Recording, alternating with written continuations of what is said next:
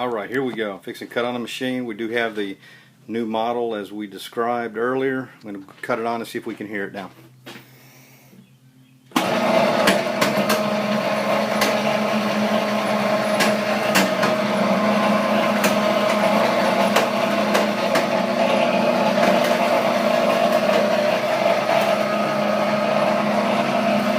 And the noise does sound like it's coming closer in this area down here.